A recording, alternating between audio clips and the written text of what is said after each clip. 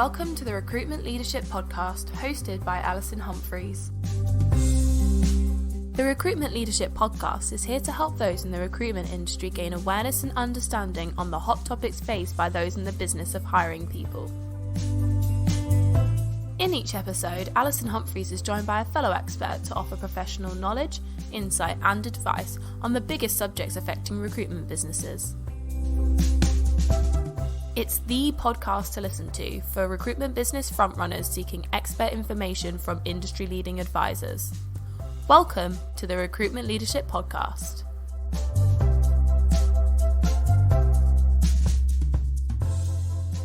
Hello and welcome to the Recruitment Leadership Podcast. I'm Alison Humphries, your host, and I'm very pleased to be joined today by Katrina Cheverton. And this is part of our continuing series on leadership in the recruitment industry. Katrina, welcome. Thank you for joining me. Katrina, for anyone who's not aware of her, is CEO of Savannah Group, a London-based but global executive search firm. And Katrina's got an interesting background that's a little bit atypical. So most of the recruitment business owners that I work with have come from running a recruitment desk at some point. Katrina, unusually, you were a senior consultant at PricewaterhouseCoopers. Later on, had some very senior finance roles in Marks and Spencer's before you find your way into the recruitment sector. So I'd like to start there, if that's okay, Katrina, with this fundamentally different background to many recruiters, a big company, PLCs, and of course a non-sales background. What are the challenges and opportunities that's thrown up for you as a recruitment business leader now? Thanks, Alison. Thank you for taking the time to talk to me. Yes, my background is different from anyone I've come across in recruitment, but my role probably isn't that different from many other roles out there. So, as you pointed out, I started out with a finance background. I trained as an accountant. I then did increasing numbers of business change roles, both operationally and also as a consultant. So I had lots of blue chip training. I had learned a lot about how the world works, how it should work in fairly well-funded organisations. I then took some time out when my children were small. And during that time, I worked for lots of not-for-profit and had lots of diverse experiences in volunteering. And I came across all sorts of different people doing all sorts of different things. And I started to really get under the skin of how to get the best out of people. And for me, that's fundamentally what leadership is all about. So where I am now is taking that knowledge of how people are their best, adding quite a lot of direction and vision and purpose, my commercial finance skills, and frankly, a whole bucket of empathy, listening, supportive skills, alongside a real passion for active inclusion and really just understanding what everyone brings to the party. And for me, that's what makes me a leader, and that's what makes me able to be a CEO, particularly in a recruitment professional services business. But actually also it starts for me to understand what a leader in any business should be, really. Okay. So you actually joined Savannah Group as FD, I think? Yes, I started, so I'd had about 10 years not in the sort of professional world of work while my children were small, and I was looking for a part-time role, and I came across Savannah, and the previous CEO, John, and I had a chat. We got on well, and I was brought in 2 days a week to do financial reporting and to help the business become more commercial. So that's where I started. And I did that for a couple of years.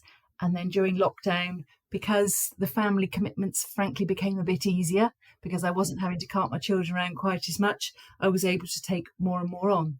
So at the end of lockdown, I was then asked to step up and be CEO, which was a surprise to many people.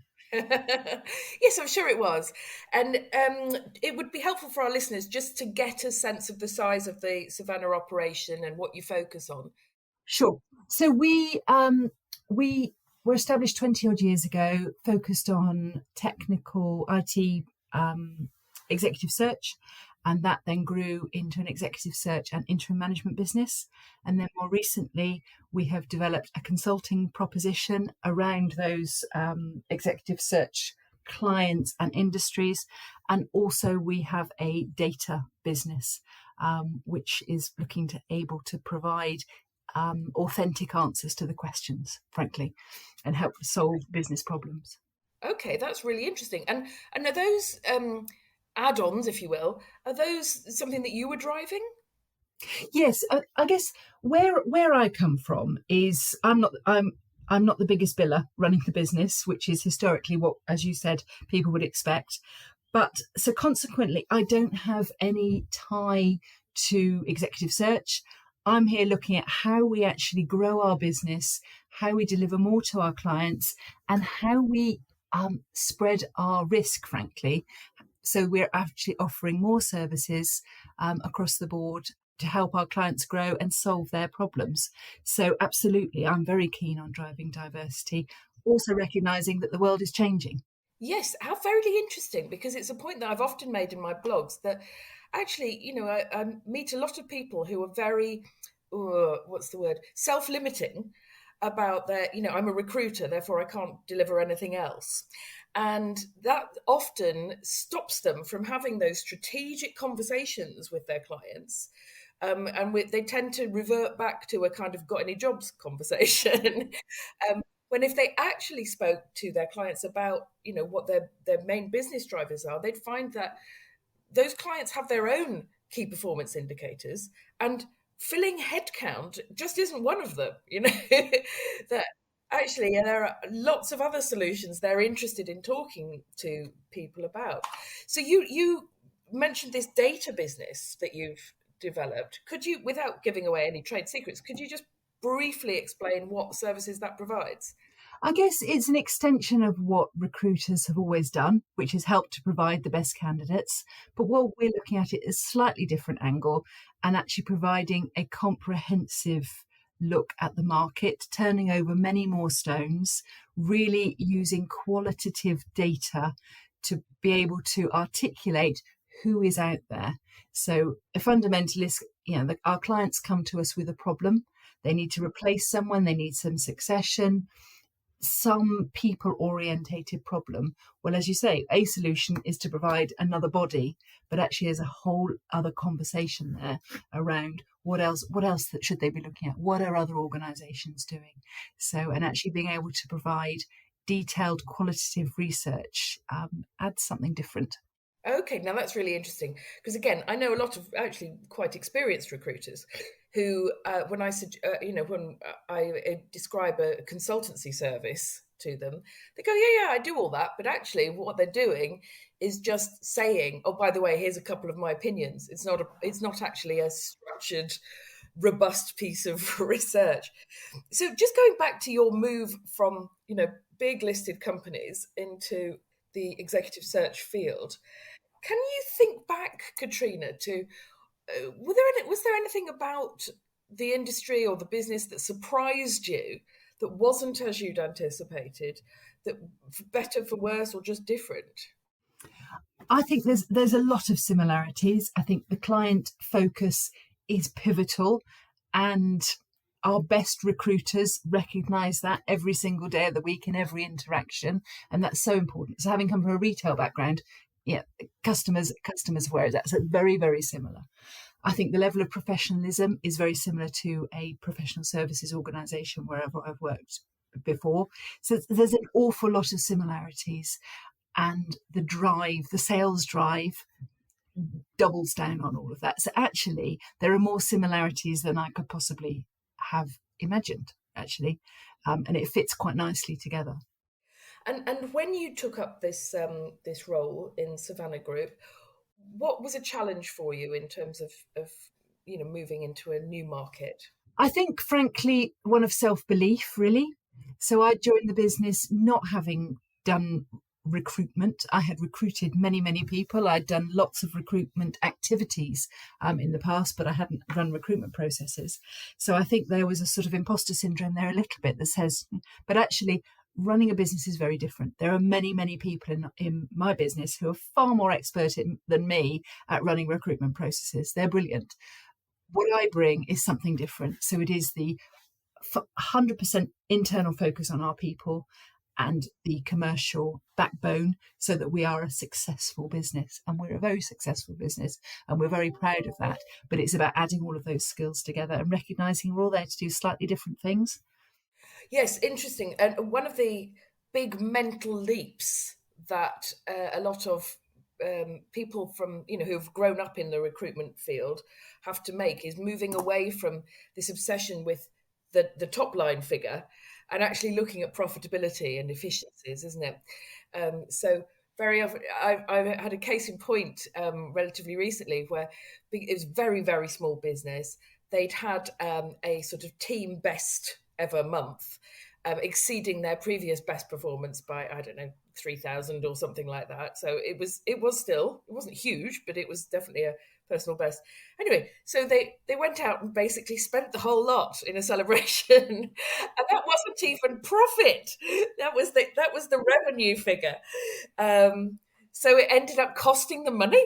Ironically, and that's just not having their eye on the right thing. So I hear what you're saying.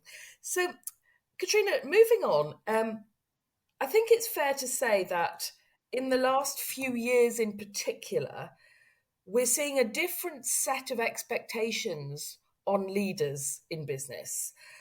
We've had the impact of the pandemic, obviously. We have now increasingly and much written about the impact of a massive shortage of employees in key positions and therefore a rebalancing of that power relationship.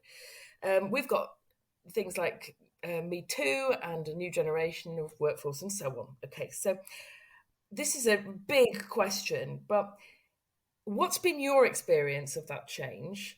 And what, in your view, do leaders now need to do differently? Yes, it is an enormous question, and I think nobody has the answer. I think if they think they have, they haven't, because the world is changing very, very quickly and more quickly than any of us could have imagined. Fundamentally, I think if you look at a leadership role 10 years ago, what you were leading was that bit of an individual who came to work. Now we are leading whole people. During the pandemic, we became responsible for people's health fundamentally and their well-being. That was all new. And those leaders that didn't take that seriously failed, and they failed their teams. Where we are now is that there is an expectation continuing that we care for our employees' well-being and their health and the whole of them. And in order to do that, we need to talk to them, frankly. We need to talk to them all the time about everything around them, not just the work that they're doing. And it's very time-consuming. We need to act on what they tell us, but if we don't do it, then we're letting ourselves and we're letting them down. We've got lots of very, very super bright people in our business. They've got great ideas and they come with a huge array of different experiences and different perspectives on life. Frankly, they're 20, 30 years younger than some of us and they have a different view and they're the leaders of the future. So what they believe, what they experience is really, really valuable. And we have to listen and we have to act on what they are telling us. Otherwise, we're destined to fail. So for me, listening is the thing that's changed. I think there are very few listeners out there who would disagree with you. In practice, however, it's really challenging to live up to the incredibly high expectations that some of the workforce now have of their leaders. So as someone recently said, now I have to be parent, social worker, financial advisor, first primary care health advisor, and so on and so forth. So how in practice have you mentioned this about looking after the whole of a person in your team. How in practice have you made that work in Savannah Group? I think there's part of it is encouraging people to come into the office a little bit, because then those sort of water cooler conversations we can have, and also spot when somebody's looking not quite themselves. I think that's really, really important. Re-establishing those relationships, because I find it easier to spot nuance when there's somebody in front of me. Even I'm seeing them face to face one day and the next day I'm on a Zoom call and something's changed, so I can pick that up. But I think it is fundamentally taking the time and finding opportunities, finding reasons to talk to absolutely everybody. For me, inclusive leadership is all about talking to everybody and getting everybody's perspective, and it's enabling the time to do that. Right. Well, again, I mean, it sounds a very laudable ambition. How, in practice, do you make time to speak to everybody and take soundings with everybody? I don't speak to everybody all the time, clearly. I'm in the office 2 days a week, and those 2 days are pretty much spent talking to people in whatever form, formal, informal. But that's, as far as I'm concerned, that's my job, is to try and sort of be the glue that holds everything together, pick up what's going on, organise, arrange things, and try and be available. Doesn't always work. Of course, it doesn't always work. But that's my intention and my ambition, and to encourage it in others as well. We know that learning and development is very high on the agenda for a lot of the younger workforce. Tell me about your approach to that in Savannah Group, and in particular, what's changed post-pandemic. I think, as any of us will attest, we learn by listening to other people, sitting and listening to people on the phone, doing whatever they were doing. And we were all very concerned as we went into lockdown. How would anyone learn without the ability to learn through osmosis? What I think we've realised is that we forget that as we were educated, that's a long time ago, and actually those more junior coming into the business are used to learning in slightly different ways. So we have had to find new ways of training. We have had to find new ways of learning through osmosis, and we have to just make a huge effort. And we now have put more formal training back into place, actually classroom, sort of boardroom training, practice, recognising that it is really, really important, but also recognising that the way people learn is different, and actually supporting that. But what I've really realised is we have to invest in our teams. We have to listen to what they want. We have to support them in what they're trying to do, so that they can actually feel valued and continue to grow. Okay. Now, obviously, there's a high set of expectations coming from the workforce. We are also, let's face it, in businesses that have quite tight margins and that are often small and need to emphasise performance as well. And sometimes there's a tension between what you're describing as a great and empathetic leader and actually getting results. Talk to me about your approach at Savannah to managing performance, because with the best will in the world, a leader can be the listening leader, the servant CEO, but sometimes you do actually have to push for results. Tell me how you've handled that. I think it depends on the level within the organisation. So somebody who is a consultant whose responsibility is to bring the work in, it's very tangible. Their results are very tangible, and generally, many people in recruitment have done well over the past couple of years. The challenge is those that are supporting them, who have been put under quite a lot of pressure, and we are very keen that we keep them. And we keep them valued and we keep them supported. So whilst the business is very busy, that they're not literally flogged to death. So, and it all sounds a little bit trite, but we are putting more emphasis on values and behaviours and making sure that they're supported. But we have to. It has to be a longer term view, because otherwise, yes, they could make us a lot of money today, but leave tomorrow, and then we've got nothing left. So actually valuing that our team bring is fundamental to our business success, and it has to be a longer term view. So when you say putting more emphasis on values and behaviours, I think in a lot of people's experience, this will be, having them painted on the wall, and maybe having some sort of prize attached to it, or building it into an appraisal or review system. Can you give us some specifics about how you've done that in Savannah? Probably everything you've described. We went through a big exercise before lockdown. It feels like forever ago now, where we collectively came up with what our values were. nothing new under the sun. And they were stuck on the wall, and it was all very exciting. Where we are now is everybody has performance reviews and they're measured against those. So yes, you've got your financial targets, but the how really matters to us. And that's the thing that encourages people to stay and join us, because why would they join Savannah over any other similar business? Actually, it's about the people and it's about the culture. And if we really mean it, we need to live it. And I think we are living it. And we do all the things, we give awards. But actually, this is the baseline. This isn't you're doing that thing, you're amazing, you're doing that thing, therefore you're doing your job. So what you're describing is something like a sort of balanced scorecard approach to performance review? Absolutely. It needs to be alive. Otherwise, it's pointless. It is just stuck on the wall. But yeah, if as people businesses, our only asset is our people. So if we don't look after them and value them and develop them, then we have literally nothing left. So if we want to grow and we want to have a sort of established culture that is rewarding and a valuable place to be, we have to do it. And it matters and it makes a difference. Okay, so one of the other things that characterises a recruitment environment, a typical recruitment environment, is that apart from being very sales focused, it's also quite youthful in terms of the average employee profile and quite highly rewarded, again, compared to other industries. What issues, if anything, have come out of that for you? And how have you maybe adapted what you would do as a leader from other businesses?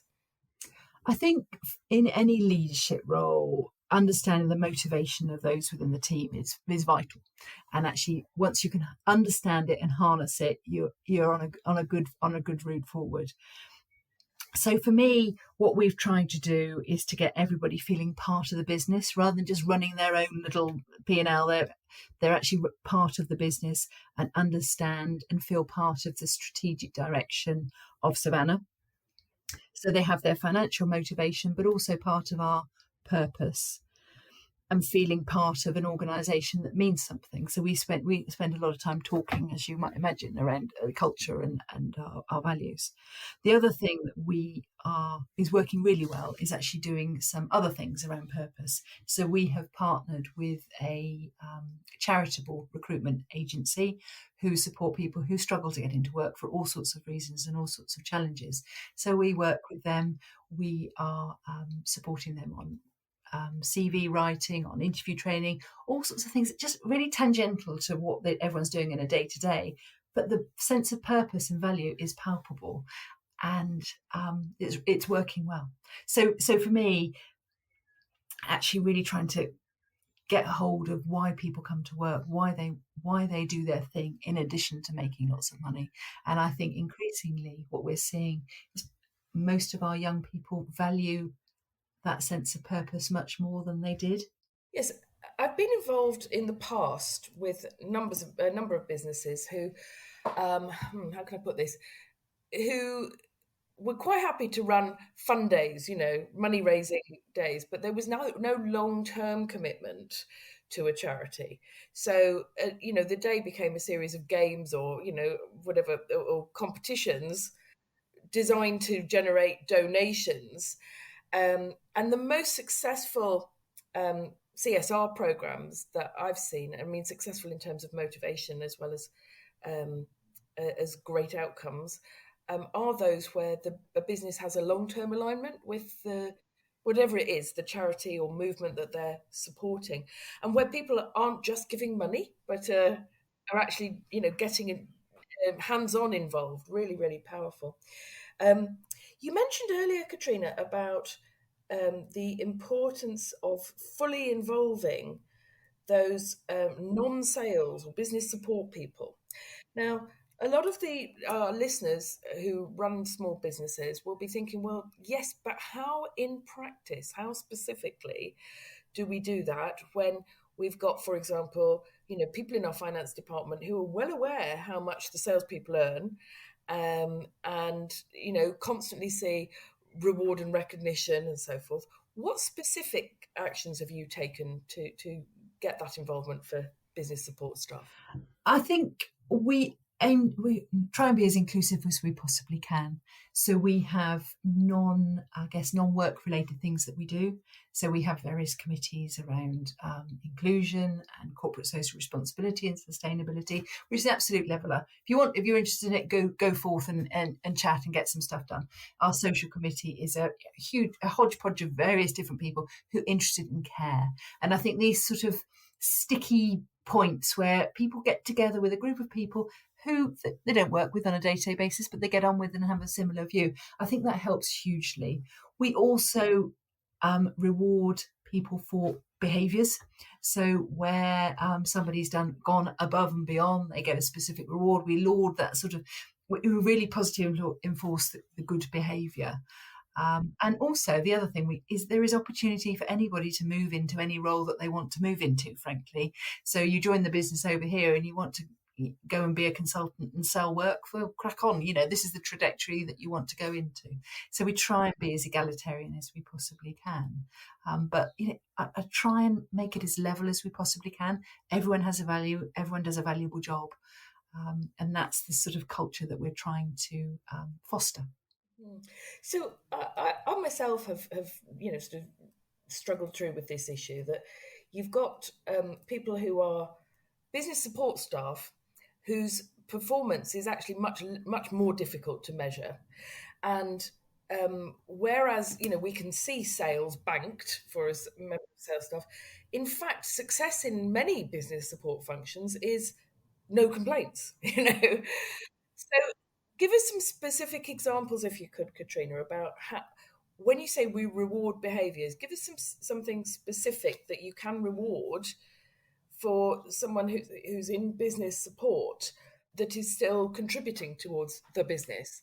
So I speak to every client at the end of an assignment, whether it's been successfully placed or not. That's just what I do. And what I'm eliciting there is how was the process did you get the candidate that you wanted, but also what was the process. We always get comments on our support team. It's so valuable, it's so important. We make a big deal of that. It's very exciting. And actually, you, by organising all the meetings, whatever it was your role was, you really made a difference. And our support staff get recognised on every single one of those calls. Oh, wow, that's great. And that's a really big commitment for you to personally speak to every client. It's great. I mean, let's face it, everyone likes being asked what they think. Opinion piece. It's so 15 minutes of their time. It's the most valuable thing I can frankly do.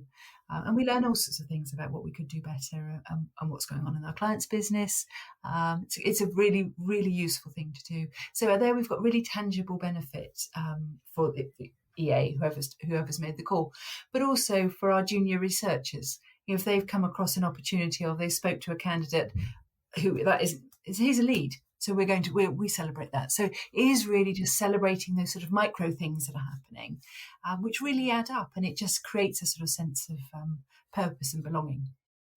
Yes, you've just, I think, highlighted really well how, look, with the best will in the world, a lot of salespeople overestimate their own centrality to the client relationship, don't they? And in fact, it's accurate invoicing is just as important a part of the whole experience that a client has, or being paid on time, accurately or easily if they're a contractor. Everybody matters, I think. Your business obviously is focused on recruiting for leadership positions and leadership teams for your clients. So I'd like to use this last bit of this interview to ask you how that has changed and how, as a business, you are addressing, the new environment for your clients. On one level, has it changed? Not sure it has. Our clients come to us because it's a difficult role to fill. The market is very much candidate driven, as we all talk about and we hear. It's no different at whatever level you're working. The candidates are asking more questions around things that companies find hard to answer. So, what's the purpose? What's the value? Why do I need to be in the office 5 days a week? All the questions that we hear in the Daily Mail, it's all there, whatever level we're talking about. I think that the interesting challenge is for an organisation to articulate what they want, because I'm not sure any of us could properly articulate what a role that we're hiring today is going to look like in 6 months' time. So then we're really into the nuance of, okay, what are the skills that you want? What's the background? Well, we've got that, and we've got, technical skills that you built, but what does the person look like? And that's, I guess, where the value comes in what we do. But new skills around empathy, empathetic leadership, all of these wellness type individuals, that's what companies really need. Some of them have got it, they recognize that's what they want, but actually, if you're going to push through a change program, which, let's face it, most companies are, these are the skills, these real tangible leadership skills are what they need and what they are realizing that they need. And for any individual in the senior management role, they need to be able to articulate that pretty sharply. Well, that sounds like great advice. Some of our listeners will be thinking, well, I'm aware of this, but it's really difficult to get my clients down that path in reality. There's a lot of lip service paid to, and I'm going to characterize it by describing to you a conversation I had with one of my clients recently. And he said to me, I know what you're talking about, Alison. You're talking about all those like female skills, aren't you? And I get it in principle that they're going to be necessary, but I still need someone with this background. So if you can find me some female candidates with this background, great. But it was quite clear to me that this was A, only partly understood, B, that the client in question kind of was assuming that this was a box ticking exercise, and likewise that having a diverse shortlist was a box ticking exercise, that we needed to be seen to have considered people from other backgrounds. How do your team at Savannah in practice actually get people over this discussion? And have you, for example, used any new processes or anything to I think we ask lots of questions, because there are, as we all know, there are organisations out there who have a box to tick. And what we try and do, obviously, is get under the skin of that. Well, what is it you really want? Because just because you're female doesn't mean you hold those skills. In exactly, if you're male, you don't necessarily not have them. So let's really understand, what is it you want this individual to be able to do? And then we'll start from there. But also we have the flip side that says, if you want someone who's got that track record and has done 20 years doing X, Y, and Z, well, by definition, the majority of people will have come through this stereotypical group. So let's just look at breaking down, what is it you really want? And if you want somebody who is from a more diverse background, well, you need to go back and you need to say, well, actually, do you need somebody who has been to a Russell Group University and the 2-1 and done 20 years, this and that? No, you don't. Actually, you want something slightly different. So for us, it really is about asking those questions. What are you looking for? But also, let's just look at some of the diversity data and say, okay, well, having a diverse board will make you a more successful business.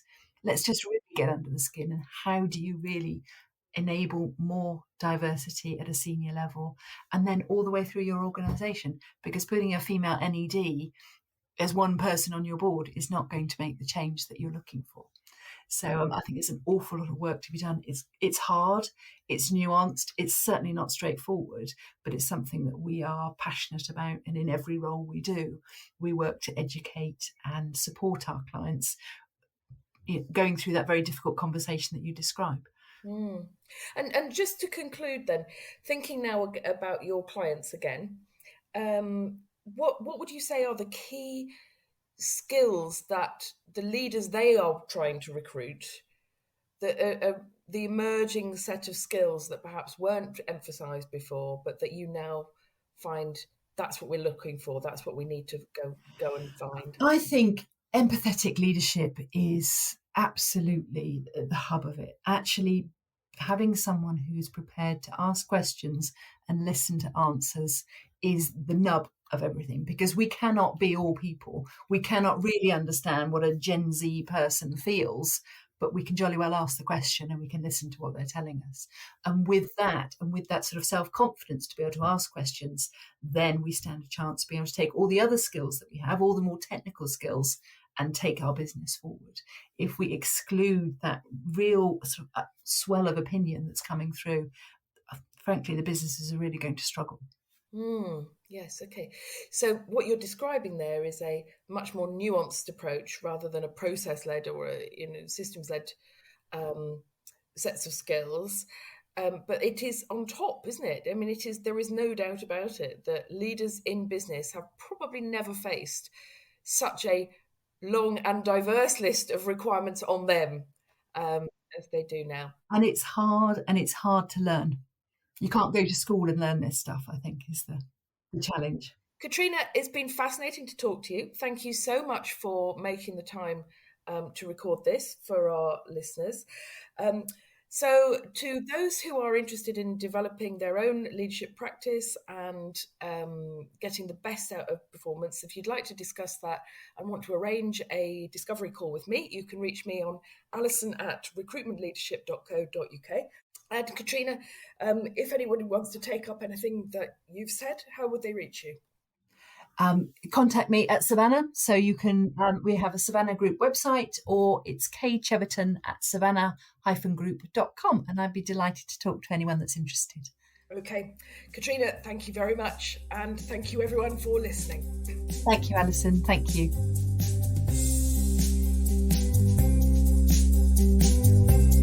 You've been listening to the Recruitment Leadership Podcast. If you enjoyed our podcast, please subscribe, review and share so that others can find the podcast too. We really appreciate your support. If you have any questions about the topics covered or wish to find out more about recruitment leadership, please email alison@recruitmentleadership.co.uk referencing the podcast. We're also on LinkedIn, where you can follow Recruitment Leadership and connect with Alison Humphries. Thank you for listening, and we hope you join us next time for another episode of the Recruitment Leadership Podcast.